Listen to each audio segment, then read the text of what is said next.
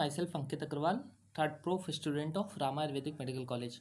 रोग निदान में हम चैप्टर 7 देख रहे हैं। चैप्टर 6 ऑलरेडी हम कंप्लीट कर चुके हैं, है ना। चैप्टर 7 दोष गति एवं रोग मार्ग है, यानी कि दोष गति कैसे करता है और उसका रोग मार्ग क्या है ना। तो ये चैप्टर हम देखने वाले हैं। इसमें हम आपको ये बताने वाले हैं कि कौन से पूरी चैप्टर पढ़ाएंगे, वो तो पढ़ाएंगे ही, बट इसमें हम साथ साथ ये भी बताएंगे कि 5 मार्क्स में कौन से क्वेश्चन पूछे जाएंगे, एमसीक्यू में कहाँ से पूछे जाएंगे और 10 मार्क्स में कौन कौन से क्वेश्चन इसमें से पूछे जा सकते हैं। ठीक है, अगर आपने चैनल को सब्सक्राइब नहीं किया तो जल्दी से सब्सक्राइब कर दीजिए और शेयर कर दीजिए उन लोगों तक जिनको इस चीज़ की ज़रूरत है। ठीक है, देखिए सबसे पहले बात करते हैं दोष गति, है ना। दोष गति दो अर्थ से लिया गया है। एक गमनम गति अर्थात दोष का अपने स्थान से हटकर दूसरे स्थान पर स्थानांतरित होना, मतलब कोई भी व्यक्ति अपने घर छोड़ करके दूसरी जगह पे बसना चाह रहा है, उसको वही कहना चाह रहा है कि दोष का अपने स्थान से हटकर स्थानांतरित होना, दूसरे के स्थान पर जाकर के बस जाना। ठीक है, यहाँ पे श्लोक दिया हुआ है, गमनम अवस्थापिश्च अर्थात दोषों का अपनी समान अवस्था से अधिक या कम होना और चिकित्सा द्वारा दोषों का अपने स्थान पर लाना प्रयास करना। मतलब कोई भी दोष अपने स्थान से हट करके दूसरे जगह चला गया है और उसको आप दवा देकर, उसको आप चिकित्सा करके उसको सेम स्थान पर लाना ही क्या कहता है, दोष गति कहलाता है। ठीक है, कहाँ कहाँ वर्णन मिलता है हम लोग को, तो चरक के सूत्र स्थान के चैप्टर 11 38वें अध्याय में वर्णन मिलता है और चरक सूत्र स्थान चैप्टर 17 में क्रियते शरीरस्य अध्याय में हम लोग को दोष गति का वर्णन मिलता है। ठीक है, ये पूछा जाता है एमसीक्यू में। अब प्राकृतिक गति, विकृतिक गति। प्राकृतिक गति यानी कि प्रत्येक दोष साम्यावस्था में रहते हुए शरीर के सभी कार्यों को सम्यक रूप से करते हैं। कार्य तो कर रहे हैं लेकिन वो चले गए हैं। वात की प्राकृतिक गति जैसे लिखा हुआ सर्वा ही चेष्टा वातेन सा प्राणा प्राणिता स्मृता, और पित्त की प्राकृतिक गति जो है पित्ता देवश्मो प्रति अनुपूर्ण उपजायते, है ना। तो वात पित्त कफ की प्राकृतिक गति यहाँ पे दिया हुआ है। फिर विकृत गति क्या होता है कि कोई भी मिथ्या आहार विहार सेवन कर लिया, है ना। आहार और विहार, आहार मतलब खाना, विहार मतलब आसपास का एनवायरनमेंट। मिथ्या आहार विहार का सेवन से दोष दुष्ट होकर विकृत गति द्वारा अनेक रोग को उत्पन्न करते हैं। वात की विकृत गति इसमें अलग है, पित्त की अलग है, कफ की अलग है। ठीक है, तो यहाँ पे एक एग्जाम्पल दिया हुआ है बॉक्स के थ्रू, ये बहुत इंपॉर्टेंट है, यहाँ से एमसीक्यू भी पूछे जाते हैं। जैसे कि दोष दे दिया आपको वात पित्त कफ, अप्राकृतिक गति में क्या होगा, विकृत गति में क्या होगा। तो वात में सर्वचेष्टा होगी, पित्त में प्राकृतिक गति में आहार का पाचन होगा, कफ में बल और ओज होगा। फिर वात में अनेक रोग मृत्यु हो जाएगी, पित्त में पित्तज रोग होगा और कफ में पापमा या मल होगा। त्रिविध गति, त्रिविध गति यानी कि क्षय गति, वृद्धि गति और सम अवस्था में। एक किसी का क्षय मतलब कम गया, किसी चीज की वृद्धि हो गई और साम्यावस्था में है। क्षय गति में मतलब दोष आदि का कार्य का हाश होना, कम गया। वृद्धि मतलब बढ़ जाना और सम मतलब साम्यावस्था, सम प्रमाण में रहना। ठीक है, इस प्रकार क्षय वृद्धि व सम अवस्था आदि गतियों के द्वारा दोषों का विशिष्ट अवस्था का ज्ञान होता है और यह अवस्थाएं रोगी की चिकित्सा करने में सहायक होता है कि कैसे हम उसकी चिकित्सा कर सकते हैं। अर्थात क्षीण दोष को बढ़ाएं, जो दोष कम गया है उसको क्या करना है, हम लोग को बढ़ाना है। समान दोष को प्राकृतिक रखना है, जो समान है उसको नॉर्मल रखना है, और जो बढ़े हुए दोष हैं वो कम करना है। मान लीजिए वात है तो वात अगर कम गया है तो बॉडी में बढ़ानी है ना, और साम्यावस्था में तो उसको बनाए रखना है, और बढ़ गया है वात तो वात को कम करना है। ठीक है, फिर दिशा के अनुसार बताया है कि ऊर्ध्व गति, अधोगति और त्रियक गति। ऊर्ध्व मतलब शरीर के दोषों के ऊर्ध्व अवयवों में गति होना, जैसे छर्दी रोग आदि। अधोगति मतलब निचले भागों में दोषों की शरीर के अधभाग यानी कि कमर से नीचे वाले स्थित अवयव की गति, जैसे कि अतिसार, प्रवाहिका, है ना। प्रवाहिका क्या होता है, जब आप वॉशरूम जाते हैं तो आपको वॉशरूम नहीं हो रही होती है तो एक प्रेशर जब आप लगाते हैं, एक कूखने की आवाज़ जब आप लगाते हैं, उसको हम लोग क्या बोलते हैं, प्रवाहिका बोलते हैं। गृहिणी, अधोगत, रक्तपित्त। ठीक है, त्रियक गति में क्या होता है कि दोषों का कोष्ठ से चारों तरफ की गति करना। कोष्ठ से लेकर के आपको इधर भी चला गया, इधर भी चला गया, ऊपर भी चला गया, नीचे भी चला गया, तो चारों तरफ का गति त्रियक रक्तपित्त में होता है। रक्तपित्त ऊर्ध्व भी होता है, अधो भी होता है और त्रियक भी होता है। ठीक है, एग्जाम्पल रक्तपित्त पूछा जाता है एमसीक्यू में।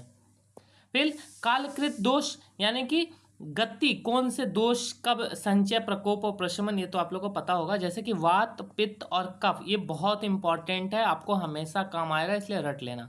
ठीक है, देखो संचय लिखा हुआ, चय नहीं है, हम बहुत शुरू से पढ़े थे, तो ऐसे रखो, संचय, प्रकोप और प्रशमन। संचय यानी कि कोई भी दोष का संचय हो रहा है, इकट्ठा हो रहा है, फिर अपना प्रकोप दिखाएगा, फिर प्रशमन होगा। जैसे कि वात का ग्रीष्म ऋतु में संचय होता है, प्रकोप का वर्षा ऋतु में होता है, और कमतक है शरद ऋतु में। पित्त वर्षा, शरद, हेमंत। कफ जो होता है शिशिर ऋतु में, और प्रकोप जो होता है वर्षा ऋतु में, ये वह है ना, बसंत है, शिशिर वसंत, बसंत है, वह है, ठीक है, बसंत है, और ग्रीष्म में प्रशमन होता है। ये बहुत इंपॉर्टेंट चार्ट है, इसको याद रखना ही रखना।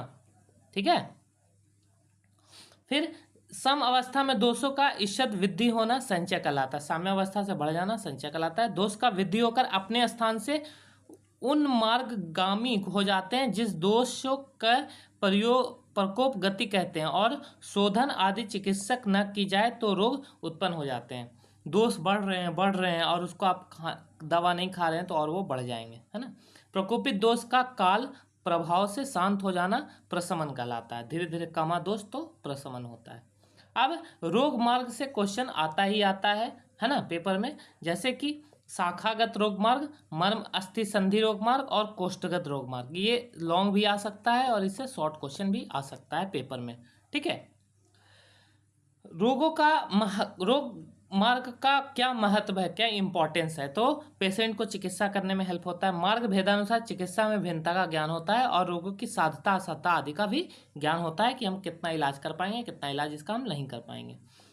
मार्ग भेदानुसार चिकित्सा में भिन्नता, जैसे कि संशोधन करने से पूर्व दोषों का महानिम्न मार्ग अर्थात कोष्ठ में से लाना आवश्यक होता है। अतः दोषों को शाखा से कोष्ठ तक ले जाना और रोग मार्गों का ज्ञान होना परम आवश्यक है। मतलब कोई भी दोष है उसको आप शाखा से कोष्ठ तक ले जा रहे हो और कोष्ठ से शाखा तक ले जा रहे हो, ये इम्पोर्टेंट है। ठीक है, बहुत गर्मी है यार कानपुर में, सच में बहुत ज़्यादा गर्मी है। रोगी की साध्यता असाध्यता का ज्ञान रोग मार्ग से भी होता है। कोई एक मार्ग में होने वाले रोग साध्य हो जाते हैं, दो मार्ग में होने वाले रोग पुराना हो गया तक कृत साध्य होते हैं, जल्दी ठीक नहीं होता है, और मर्म अस्थि संधि में होता है तो याप हो जाता है, और तीनों रोग मार्ग में प्रविष्ट हो तो सीधा असाध्य होता है। ये MCQ में पूछा जाता है। ठीक है, देखो शाखागत रोग मार्ग, शाखागत रोग मार्ग मतलब कि अलग अलग इसके नियम बताए गए हैं, जैसे गंड, पिंडिका, अपची, अलजी, है ना, ये सब शाखागत रोग मार्ग है। MCQ में पूछा जाता है। चमकील, मशक, व्यंग, अर्श, पाइल्स, अधिमांस, ग्लूकोमा, कुष्ठ, विसर्प, गुल्म, विदधि, ये शाखा में होने वाले हैं, मतलब हाथ में और पैर में। मर्म अस्थि संधि में होने वाले कौन कौन से रोग हैं, तो मर्म अस्थि संधि में पक्षवत, है ना, पैरालिसिस, अपतानक, शोष, अस्थिशूल, गुदाभ्रंश, अर्दित, त्रागेक्ष्मा, संधिशूल, हिक्का, ये सब मर्म अस्थि संधि में होने वाले रोग हैं। अभ्यंतर और कोष्ठ में क्या क्या होने वाले रोग हैं, तो ज्वर हो गया, अल्सर हो गया, छर्दी हो गया, श्वास, अनाह, गुल्म, अर्श, विसर्प, अतिसार, कांस, विसूचिका, हिक्का, उदर, विदधि, प्लीहा। इसमें से जो क्वेश्चन आता है आपको सीधा पूछा जाएगा कि रोग मार्ग, त्रिविध रोग मार्ग बताइए, तो तुमको लिखना पड़ेगा। ठीक है, अब एक क्वेश्चन यहाँ पे ये आता है कि शाखा से कोष्ठ में कैसे कोई भी रोग चला जाता है और कोष्ठ से शाखा में रोग कैसे चला जाता है, ये क्वेश्चन बहुत आता है। तो रोग मार्गों में दोषों की गति, कोष्ठ मतलब ये वाला बीच वाला पार्ट से शाखा यानी कि हाथ में की और दोषों का गमन, और शाखा से कोष्ठ तक दो चीजें बताया गया है। सबसे पहले हम लोग देखते हैं कोष्ठ से शाखा में कैसे जाता है। तो बहुत ज़्यादा अगर आप व्यायाम कर लिए तो कोष्ठ से शाखा में चला जाएगा। बहुत ज़्यादा गर्मी है, तीक्ष्णता है, तो शाखा से कोष्ठ से शाखा में चला जाएगा। हितकर आहार विहार कुछ भी आप अटर पटर खा लिए तो शाखा कोष्ठ से शाखा में चला जाएगा। ठीक है, और वायु की अति शीघ्र वात बहुत बढ़ गया है, दोष कोष्ठ में शाखा में चल रहे, वही मतलब वात उसी चीज कहना चाह रहा है कि बहुत ज़्यादा बढ़ गया तो कोष्ठ से शाखा में जा सकता है। अब शाखा से कोष्ठ में कैसे जाएगा, वात आदि दोष बढ़ गया तो शाखा से कोष्ठ में चला जाएगा। बहने का स्वभाव होता है किसी चीज का तो भी बढ़ जाएगा। दोषों का पाक होने जाता है तो बढ़ जाएगा। स्रोतसों का मुख शोधन से, है ना, स्रोतस का मुख अगर शोधन हुआ तो भी बढ़ जाएगा। चला जाएगा। शरीर के अंदर वायु के निग्रह से शाखा को छोड़कर कोष्ठ में चले जाते हैं। तो ये चैप्टर बहुत इंपॉर्टेंट है, इसमें 2-3 सवाल आता है, मैं आपको बता दूं। ठीक है, सबसे पहला सवाल इसमें ये पूछता है कि रोग मार्ग बताइए, शाखा से कोष्ठ और कोष्ठ से शाखा। दूसरा सवाल ये पूछता है कि रोग मार्ग बताइए। ठीक है, तो आपको बताना है शाखागत रोग मार्ग, मर्मस्थि संधि और कोष्ठगत।